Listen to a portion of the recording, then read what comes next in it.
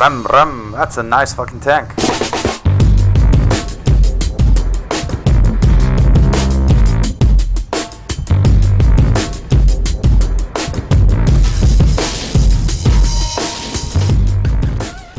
What's going on, gamers? Was Maverick here with episode 7 of What's New in ARMA. The latest beta dev build update contained a nice surprise for all of us. It includes some brand new tracked armored vehicles. So I'm pretty sure it's something we all have been waiting for a long time.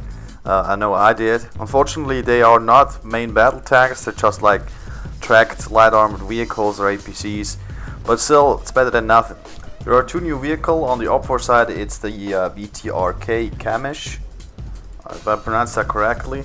Looks pretty sweet. I really like the details, you know, with the spare wheels and the spare chain parts there on the side. It also features a 360-degree turnable turret that carries a variety of weapons for all your needs. It is obviously an armored troop transporter, so let's hop in the back seat and check out the interior. I'd say nothing fancy, 8 seats for a standard infantry squad. Here in the first cargo seat you got the turret kind of in your face again. I don't really like that, but it's just a minor detail. Let's switch to commander. Here, unfortunately, you don't have like an individual camera where you can really observe the terrain and afterwards give orders to the gunner. It's just like coaxial to the gunner's turn, so you can't just see the same direction as he does. As commander, you get the ability to deploy a smoke screen. That's always nice to conceal your movements and retreat if you are under AT fire. For observing, you get a day TV camera as well as some sort of red hot infrared vision. It's time to get out of that smoke now. Here's already kind of the first error. Even though you can turn out in the vehicle, you know, to like stick your head out, the character is not visible in third person view. So this is kind of strange. I guess it's not really configured yet for turning out, even though you can already use that action. Let's switch to the gunner seat and have a look at the weaponry. Pretty straightforward here. You get your standard day TV gunner reticle as well as night vision, white hot and black hot flare that also has a certain amount of zoom. Now to the guns. On the turret you have a 6.5mm M200 LMG, so a light machine gun, great against infantry obviously. You get two Titan AA missiles, so they're anti-aircraft, but you can also use them on ground targets. The main cannon is a 30mm CTWS cannon. You can switch between high explosive rounds as well as armor piercing for light armored or heavy armored vehicles. That's pretty neat. One really cool feature inside the vehicle, if you shoot the guns, it sounds different, you know. I'm not sure if that's now a change that is available for all the vehicles, but the inside gun sounds are definitely different, and that's a bit more realistic obviously. So that's a feature I really like that improves the immersion of the game. See me here engaging a IFV with an AA missile works just as well. Let's go for drive. Unfortunately, here is still no 3D inside view on any position, be that driver, commander or gunner. That is a feature that is hopefully gonna come anytime soon, or at least in the full game. As driver you can switch just from like this square day TV hatch view, whatever, or periscope view, to night vision mode, and obviously third person if you have enabled that. Driving physics are alright, but I think they're not quite complete yet, because that thing spins a lot, you know. You can do the craziest drifts with it. I mean, I'm not saying it's not like realistic to drift with a tank. I've been a tank driver in the army, and you can definitely drift with them, but it's a bit too much here in game. Other than that, pretty nice engine sounds, and the vehicle handles also rough terrain pretty good.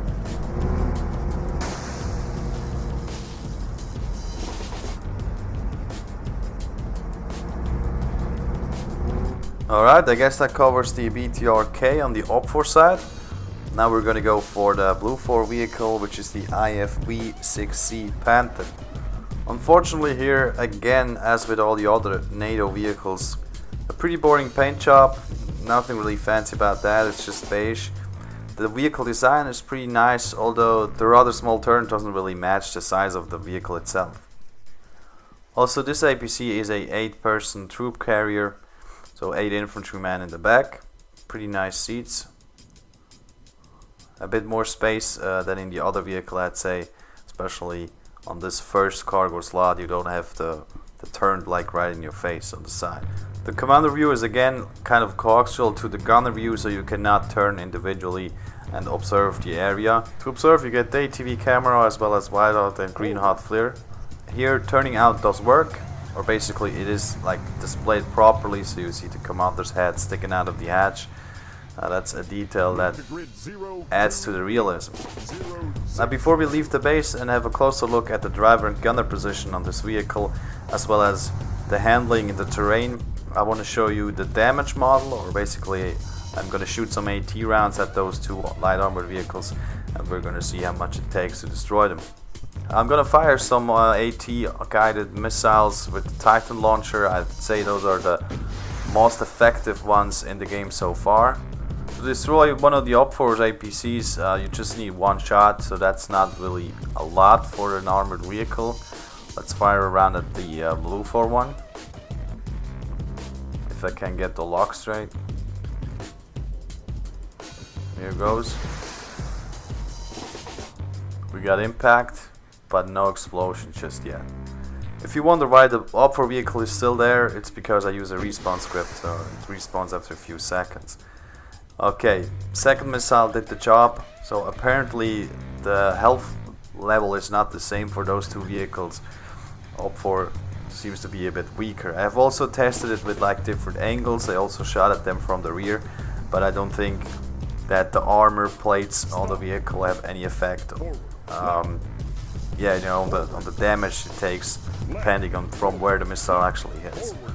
Now what you just saw here was me deploying a smoke screen while driving, and the most awesome part there was that because I was rolling at the time, one of those smoke grenades actually landed on the hood of the tank, and it kind of got like dragged with me, and you could see the smoke sort of deploy on the rear of the vehicle while I was driving away. So that's pretty nice, you know. It's not just like an imaginary smoke grenade or whatever. It's really there, it's physically accurate, and if it gets stuck on the tank, you just drag it with you. So that's really an awesome detail. Just letting the AI drive here. I'm in the gunner seat. 40mm rapid fire grenade launcher and a coaxial 12.7mm heavy machine gun. So that is nice, it's some firepower, but if you compare it with the OPFOR vehicle where you have a 30mm cannon with high explosive and armor piercing ammunition, as well as a 6.5mm light machine gun and two anti-aircraft missiles, yeah, it's not really balanced. But it's possible that because the weaponry is not really balanced, they decided to like also unbalance the damage, you know, the health level. So this Panther here has like weaker weapons, but it can resist more physical damage. Maybe that's BIS's way to balance things out, or maybe it's just a coincidence. As a gunner you get your standard vision modes such as the ATV, white hot, black hot flare, and also a certain amount of zoom. You can range or zero the weapons, so nothing really fancy or like exclusive for this vehicle there. Also, as a driver, you don't get any new features. You get your like periscope view or the turned out view. I think, yeah, you can use your night vision on it. The physics here seem to be different. Definitely, it's not like exactly the same as driving the OPFOR APC. And personally, I do like this one better. It just feels better and more realistic. All right, let's push this vehicle to the limit. Let's take it on the vehicle course here on Stratus and have a look at performance in rougher terrain. I advise you to take a closer look at the vehicles or the track suspensions, as well as the automatically stabilized turn.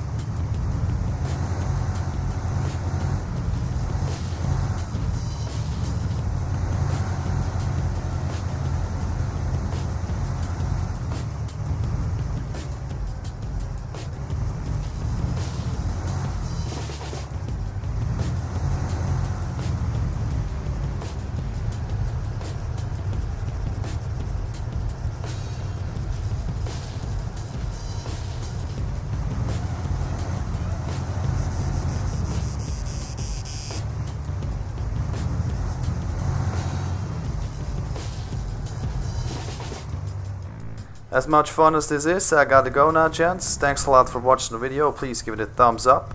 Let me know what you think about those new tracked APCs in the comments below. And of course, subscribe to this channel. You can also check me out on Facebook, Twitter, Steam and Twitch, whatever platform you prefer. I do upload every Saturday and occasionally on Wednesday. Thanks a lot for stopping by. I'm Swiss Maverick. Catch you soon.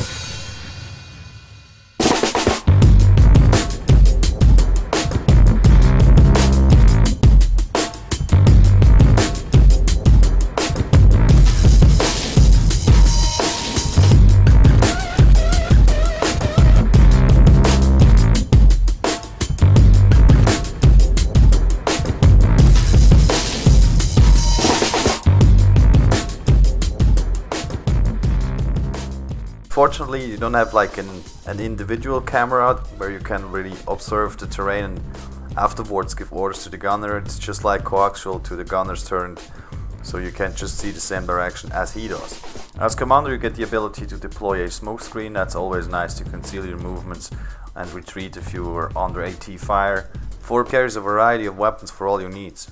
It is obviously an armored troop transporter, so let's hop in the back seat and check out the interior.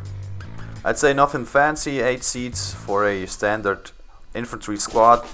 Here in the first cargo seat you got the turret kind of in your face again. I don't really like that, but it's just a minor detail. Let's switch to commander. Here tracked light armored vehicles or APCs, but still it's better than nothing. There are two new vehicles on the OPFOR side. It's the BTR-K Kamysh, if I pronounced that correctly. Looks pretty sweet. I really like the details, you know, with the spare wheels and the spare chain parts there on the side. It also features a 360-degree turnable turret that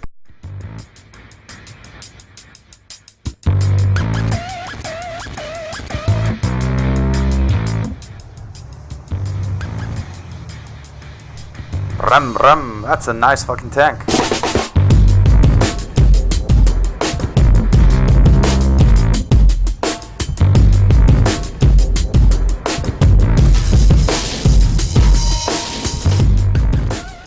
What's going on, gamers? Swiss Maverick here with episode 7 of What's New in ARMA. The latest beta dev build update contained a nice surprise for all of us.